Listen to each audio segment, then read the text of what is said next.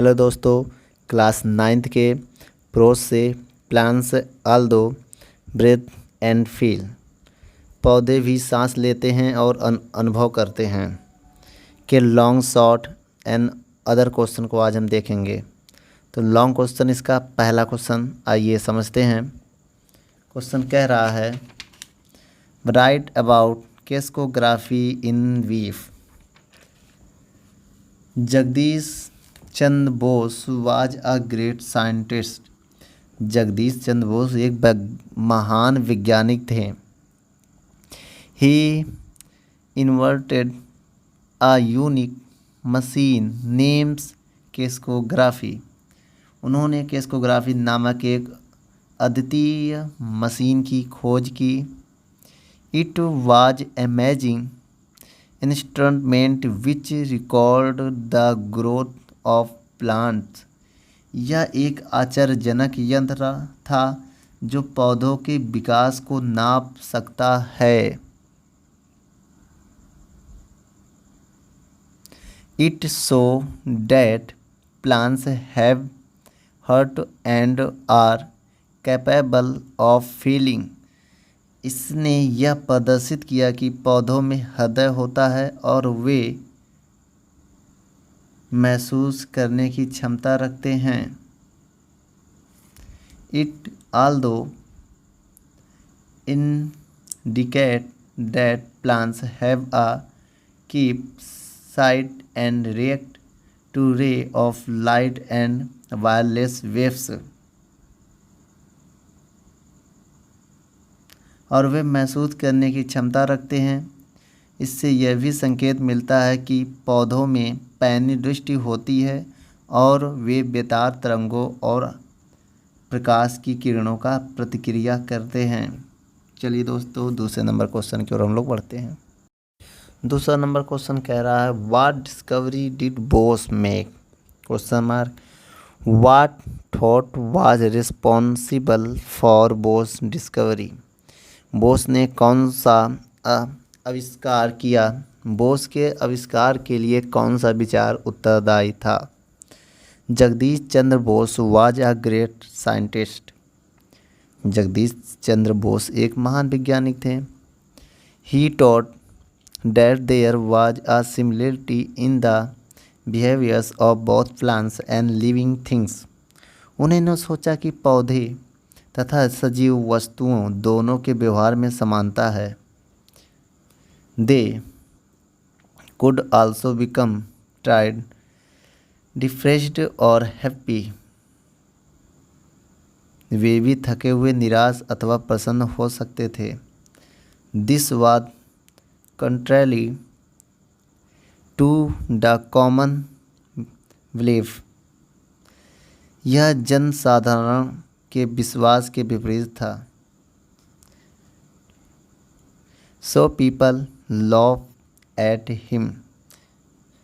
इसलिए लोगों ने उनका उपहास किया और हंसा। But Bose wanted to prove that the truth of his belief.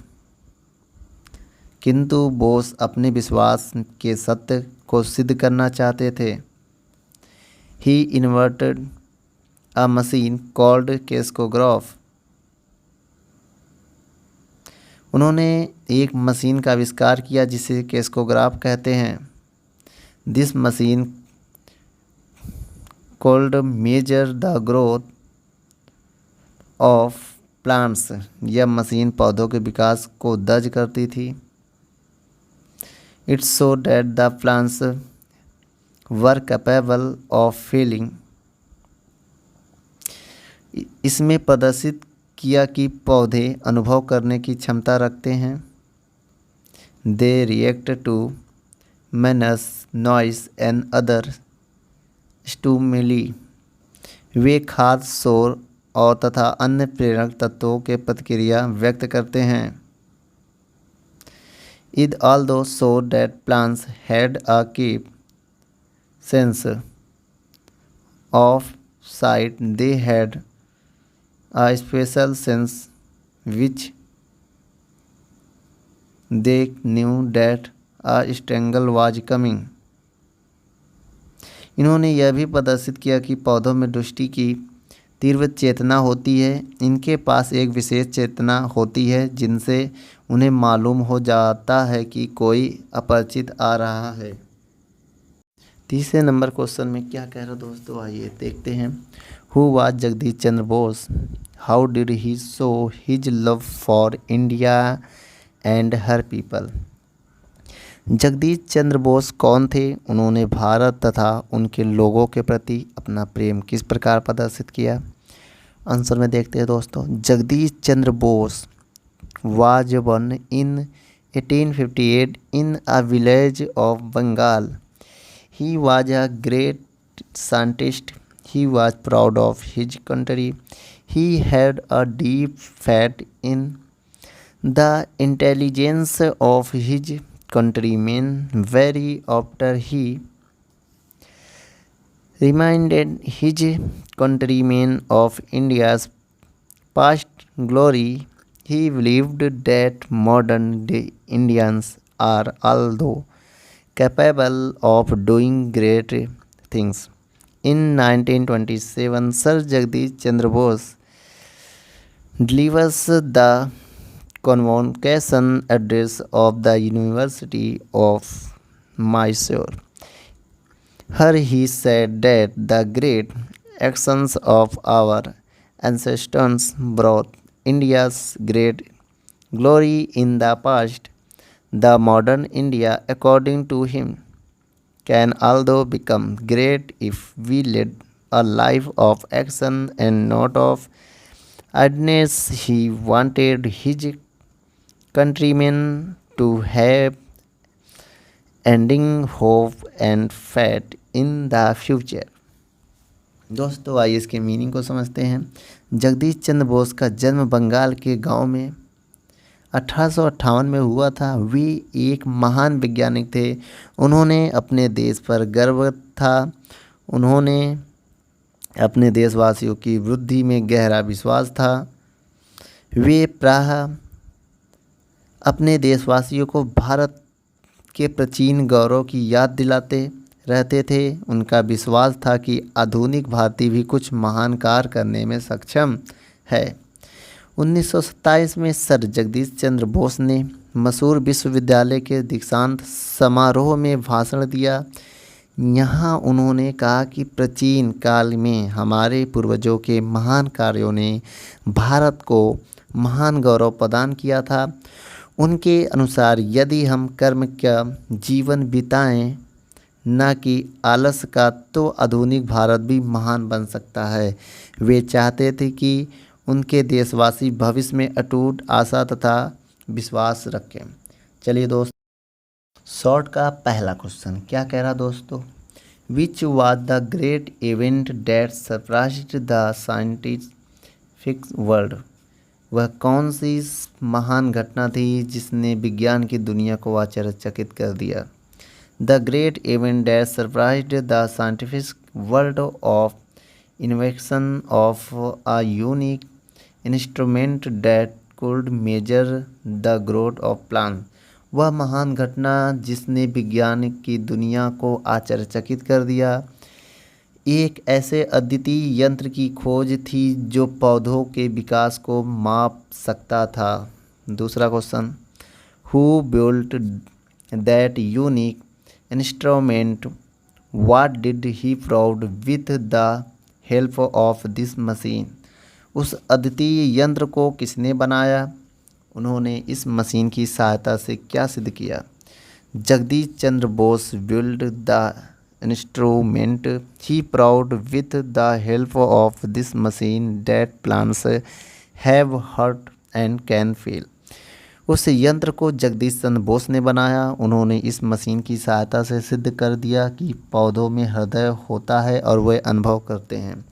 तीसरा क्वेश्चन क्या कह रहा दोस्तों, what was the name of the instrument? How was the machine unique and wonderful? उस यंत्र का नाम क्या था? वह मशीन किस प्रकार अद्वितीय और आश्चर्यजनक थी? The name of the instrument was cascography. The machine was unique and wonderful because it showed that plants have sight and sense. उस यंत्र का नाम केस्कोग्राफ था। वह मशीन अद्वितीय और आश्चर्यजनक थी क्योंकि इस मशीन ने यह प्रदर्शित कर दिया कि पौधों में दृष्टि और चेतना होता है। चौथा number question, in which century was the machine built. वह मशीन किस शताब्दी में बनाई गई थी? In the 19th century the machine was built.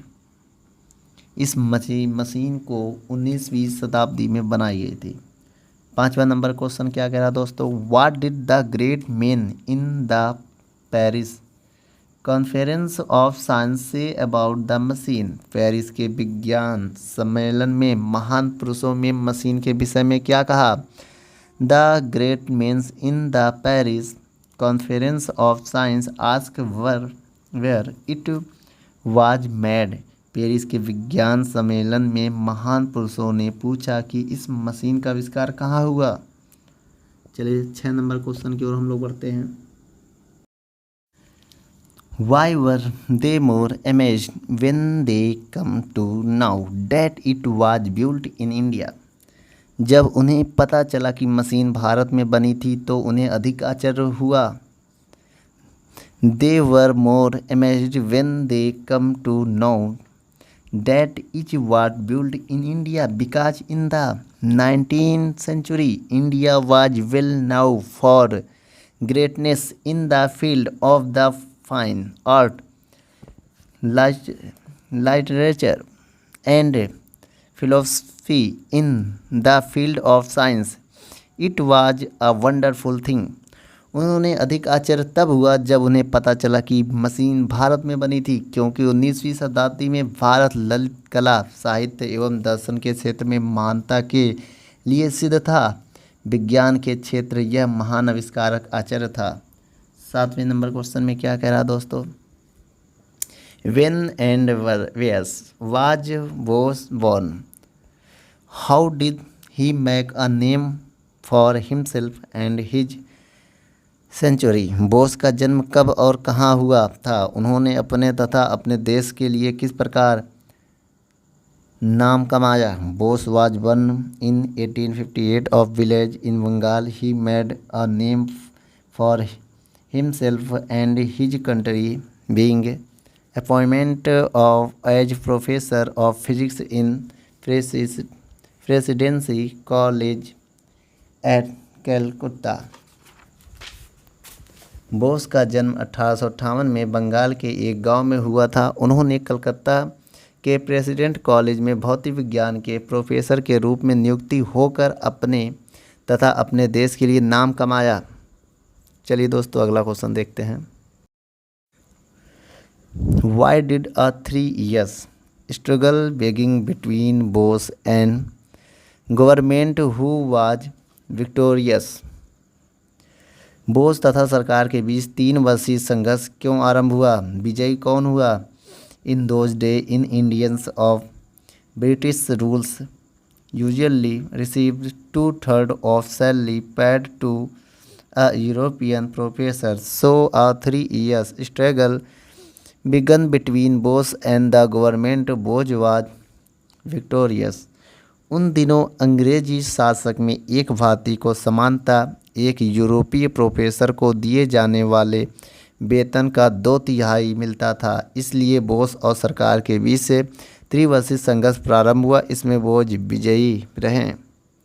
9 number, Bose refuse to touch any part of his salary for 3 years due to reason for its. Bose ने 3 वर्षों तक अपने वेतन का कोई भाग छूने से इनकार कर दिया। इसके लिए 2 कारण लिखिए।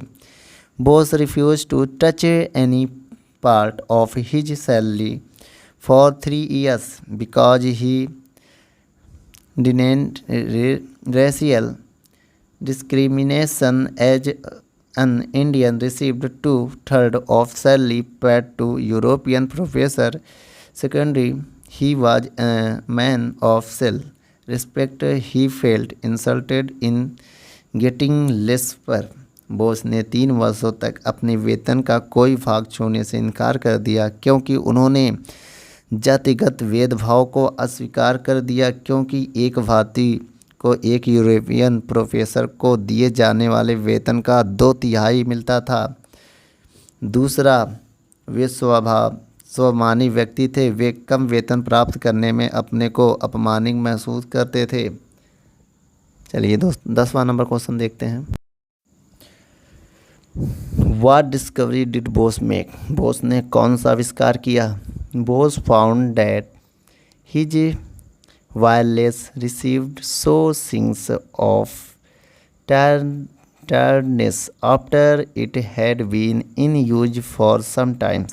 Then he notes that after being rested, it got back its power in same strange way. This was the discovery that Bose made. Bose ने पाया कि उनका वायरलेस रिसीवर कुछ समय तक प्रयोग में रहने के बाद थकान के संकेत प्रदर्शित करता था। तब उन्होंने गौर किया कि कुछ समय बाद अजीब तरीके से उसकी शक्ति वापस आ जाती थी। बोस ने जो आविष्कार किया वह यही था। 11 नंबर सवाल क्या कह रहा है दोस्तों? What thought was responsible for Bose discovery? Bose के आविष्कारक के लिए कौन सा विचार उत्तरदायी है? दोस्तों इसका आंसर नोट है, इसकी मीनिंग को हम समझाने जा रहे हैं।